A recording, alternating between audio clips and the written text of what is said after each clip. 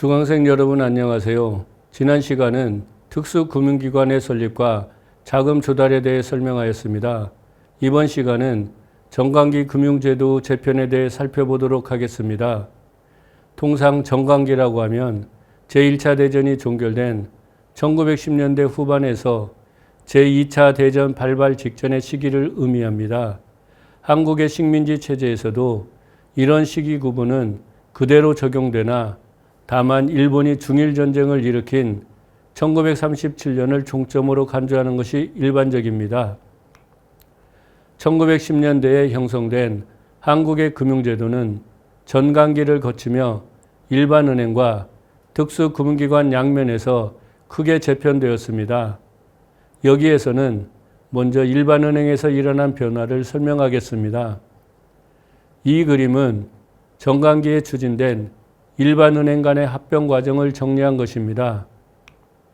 이 그림은 1920년 말 현재 한국에 본점을 둔 총 22개의 일반은행에서 1933년 11월에 폐업한 밀양은행과 1923년 6월에 만주은행에 합병된 신우주은행, 2개 은행을 제외한 20개 일반은행이 그 이후 어떻게 변화했는지를 정리한 것입니다. 그림에서 확인할 수 있듯이 일반은행 간 합병은 1920년대 초반과 1930년대 초반에 활발하게 이루어졌습니다. 그림 왼쪽을 보면 1920년대 초반에 이루어진 합병 사례를 확인할 수 있는데 이러한 합병을 주도한 것은 조선상업은행이었습니다. 조선상업은행은 1923년, 1924년, 1925년에 각각 원산상업은행, 조선실업은행, 대동은행을 합병하였고 1928년과 1933년에는 각각 삼남은행과 북선상업은행을 합병했으며 1935년에는 부산상업은행을 매수하였습니다. 그림의 오른쪽에서는 1930년대 이후에 이루어진 합병 사례를 확인할 수 있는데 1931년에 한인은행은 호서은행을 합병한 다음 은행명을 동인은행으로 변경했고 1933년에는 호남은행이 동래은행을 합병하였습니다.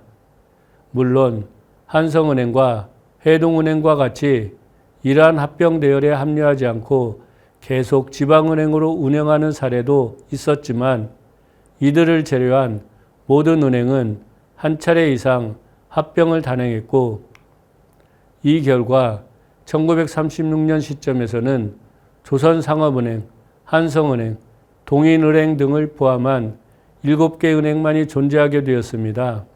그러면 이 시기에 일반은행 사이에 합병이 활발하게 이루어진 이유는 무엇일까요?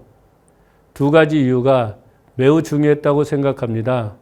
하나는 1920년대 초기에 경기 침체로 일반은행에 부실 대출이 증가하여 금융 불안이 확산된 것이었습니다. 1920년대 초반에 진행된 합병은 이러한 배경에서 추진되었던 것입니다. 다른 하나로는 일반은행의 경영 기반을 강화하고 전국은행으로 전환시키고자 하는 총독부의 정책이 중요했습니다. 조선 총독부는 자본이 영세하고 특정 지역을 기반으로 운영되는 일반은행 체제를 재편하여 금융제도의 안정을 기하고자 했습니다. 이런 의도에서 조선 총독부는 1927년 6월에 금융제도 조사 준비위원회를 구성하여 금융제도 전반을 검토하고 이 결과로 1928년 12월에 종전의 은행령을 전면 개정한 은행령을 공포하였는데 일반은행의 경영기반 강화와 관련하여 중요한 것은 두 가지였습니다. 우선 자본금의 하한선을 명시한 것입니다. 종전 은행령에서는 자본금에 관한 규정이 없었는데 이때 개정된 은행령 제3조에서는 자본금 200만 원 이상의 주식회사여야 한다라고 규정하였던 것입니다. 이것은 자본금 100만 원 이상의 주식회사여야 한다는 일본의 은행법 규정보다도 자본금 제한이 높은 것으로 은행의 규모를 크게 확대할 것을 요구한 것이어서 영세 규모의 지방은행에 머물렀던 일반은행 간의 합병을 촉진하는 역할을 수행했습니다.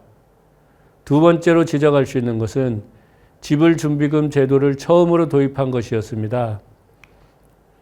은행령 제10조에서는 예금의 지불준비금으로 예금 총액의 10분의 1 이상을 준비해 두어야 한다고 규정하여 갑작스러운 예금 인출에 대비할 수 있게 하였습니다. 이 표는 조선상업은행을 사례로 영업망이 시기별, 지역별로 어떻게 확장되었는지를 정리한 것인데 두 가지 특징을 발견할 수 있습니다.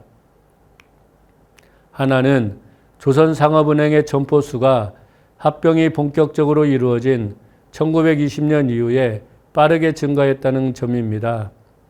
1920년 말에 8개의 점포로 출발한 조선상업은행은 1920년대에는 15개의 점포가 늘었고 1930년대에는 18개의 점포가 늘어 1936년 말에는 총 41개의 점포를 보유하였습니다. 표에 정리되어 있듯이 이러한 점포수 증가를 주도한 것은 신설보다는 합병이라는 것을 확인할 수 있을 것입니다. 1921년에서 1936년까지 신설된 점포수는 9개인 반면 합병과 인수를 통해 확보한 점포수는 24개였습니다. 다른 하나는 합병으로 점포수가 증가하면서 영업지역이 전국적으로 확대되었다는 점입니다. 이와 같이 합병과 함께 영업망이 전국적으로 확산된 것은 지난 시간에 설명했듯이 1910년대에 설립된 일반은행 대부분이 한두 개의 점포를 설립하여 특정 지역을 기반으로 하여 운영되었기 때문에 가능했던 것입니다. 보다 구체적으로 말하면 1920년대 평안남도를 기반으로 영업한 대동은행, 함경남도를 기반으로 영업한 원산상업은행을 합병한 것이 이들 지역에서의 점포가 늘어난 요인이 되었고 1930년대에는 부산상업은행을 합병한 것이 이들 지역에서의 점포가 늘어난 원인이었던 것입니다.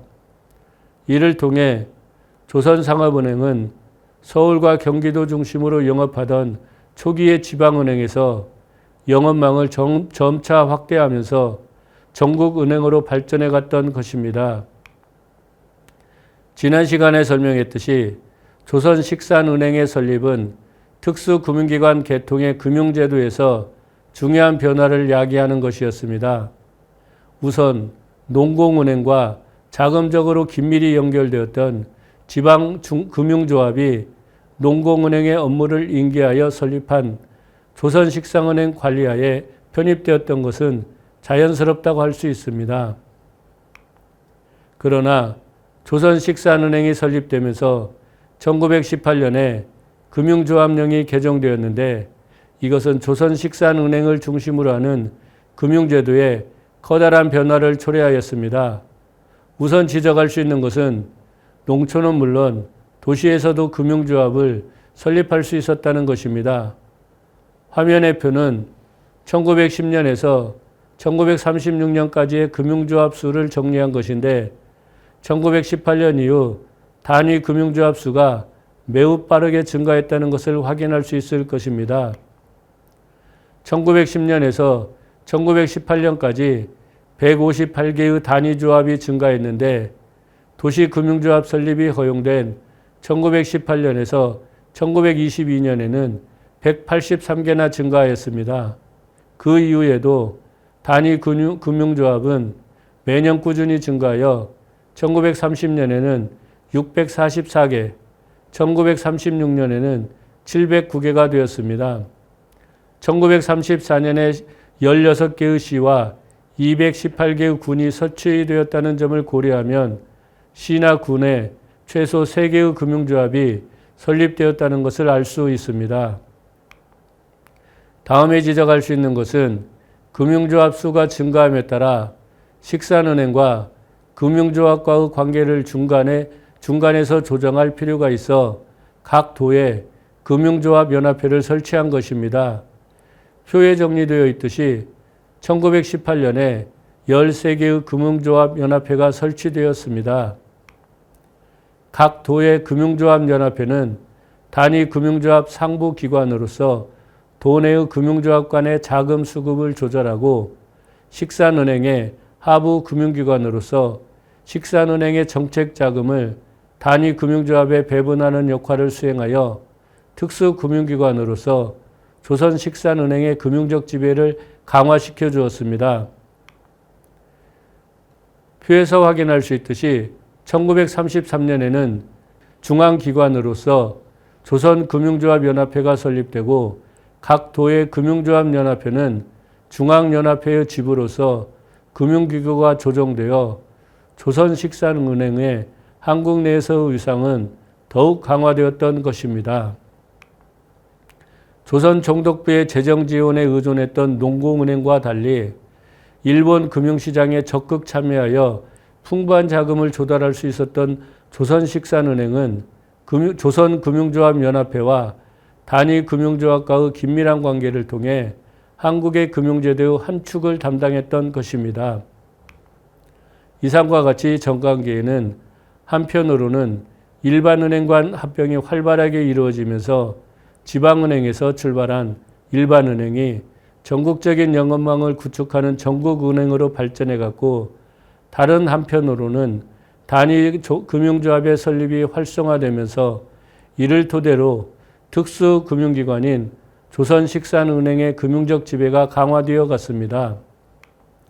이번 시간은 정관기 금융제도 재편에 대해 살펴보았습니다. 다음 시간은 전시 통제기의 금융기관에 대해 설명하도록 하겠습니다.